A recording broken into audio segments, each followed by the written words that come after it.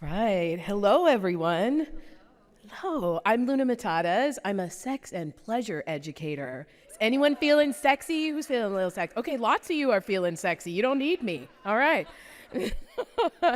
I get the joy of working with people to build different relationships, better relationships to their bodies, to their sexuality, to their pleasure.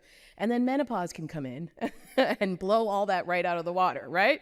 So this is a time where we're coming into relationship with our bodies again. And we've done this before. It's not the first time, and it won't be the last time that we have to redefine and reclaim our pleasure. We may have done that through changes to our mental or physical ability, through medications, through transitioning in different ways.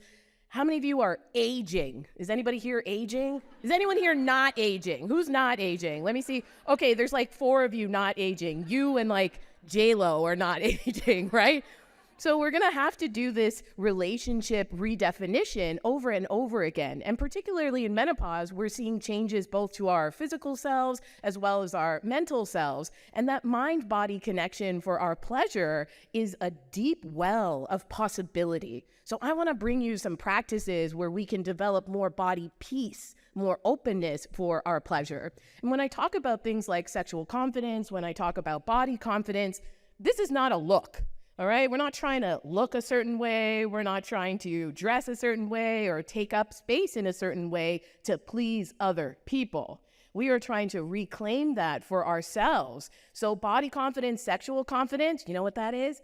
It's actually about a sense of belonging in these bodies right now, in the present, right? Yes to that. Yes.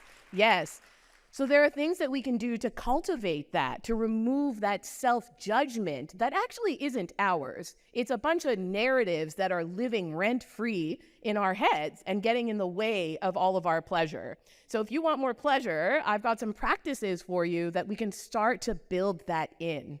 Now, when we think about how we've come to relationship with our pleasure, I got a book at like 12 that said something about my period, and that was the extent of conversations with my family. So I didn't grow up in a sex positive household. I went to Catholic school, so I didn't really learn anything and except how to get pregnant. So I had no idea that there was a different relationship to this body, to my reproductive parts could also be a part of my pleasure overall. So I want to offer you a practice of sensual living, all right? So you all are busy. I know you're busy, but we're going to take 5 minutes a day and choose one of these practices. So sensual living means that we're taking up more space and pleasure in the mundane, in the things that we already have to do. All of your 5 senses are 5 little portals of pleasure. So we can feed them, we can bring in and invite and give ourselves permission around pleasure.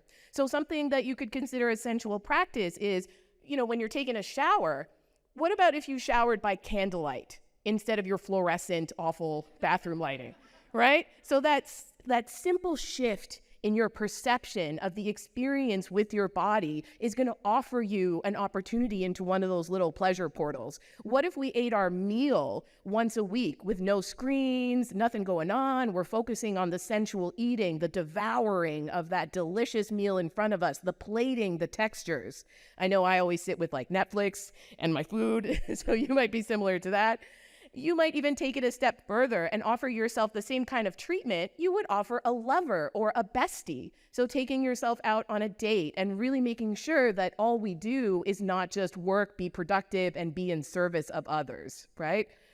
So we want to bring that in. Another way that we can start to practice more body confidence, more sexual confidence, more invitation of pleasure is through erotic exploration. You can ooh-ah at that. Ooh, ah, okay. So erotic exploration doesn't necessarily have to be sexual. So eroticism is our creative energy. And a lot of times when we think about menopause, we are having changes to our particular patterns of pleasure that we were already familiar with. We kind of knew what got us there. We knew what was important to us, what we liked, what we didn't like. But now we're having physical changes as well as mental changes, and that mind-body connection needs to be reinvigorated. So erotic exploration could be things like finding out what is new and exciting for arousal in your brain. This is where all of the arousal starts and sends cues to the rest of our body to open up erogenous blood flow.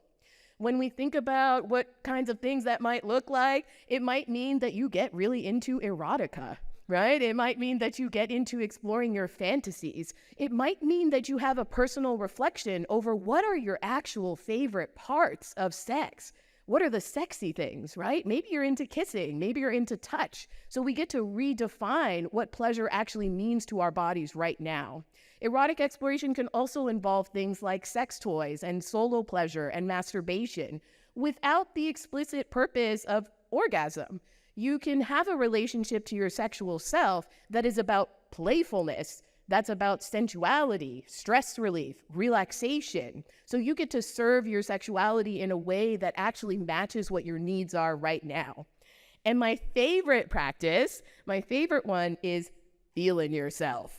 All right? I want you to all leave here feeling yourself, okay? So who's coming with me? All right. Okay, some of you are coming with me. I'll have you by the end of it. So feeling yourself is not, again, about a look. It's not about a way of being. It's actually about being a better friend to this body.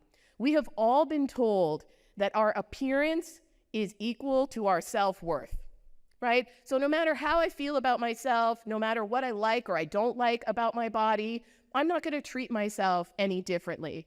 We are not betraying our bodies for other people's pleasure anymore, are we? No, we are not. All right, that's so 2022. All right.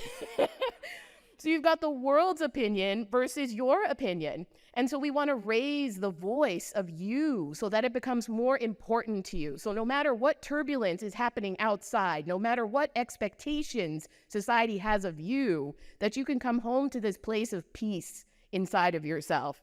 And the way that you can do that is through things like affirmations. So changing those thoughts, bringing in new thoughts. I'm going to tell you what my affirmations are, and you can borrow them as well. My affirmations are, I am beautiful, I'm enough, and I have everything I need, right? So we want to bring a new voice. I'm beautiful, I'm enough, and I have everything I need. Yes, yes, yes. Amazing. Every morning, I look in the mirror and I meet my own gaze while I'm brushing my teeth, and I give myself a smile. Because how many of you have also spent decades in the mirror criticizing yourself, looking for every imperfection? So let's use this opportunity to actually reclaim our gaze. And my last practice for you with feeling yourself, you're gonna like this one, it's your homework, all right? We're gonna find some joyful movement. So whether that's dancing to your favorite sexy song, maybe you're discoing during dinner, maybe you're having a beautiful stretch, you could even jiggle. Who wants to jiggle? I feel like the joy is in the jiggle. All right, some of you are jiggling with me. Okay, good. I saw some front row jiggles. Amazing. So when we get playful, when we give ourselves permission, then we're actually able to reclaim and redefine pleasure for this change and for future changes in our bodies. Thank you.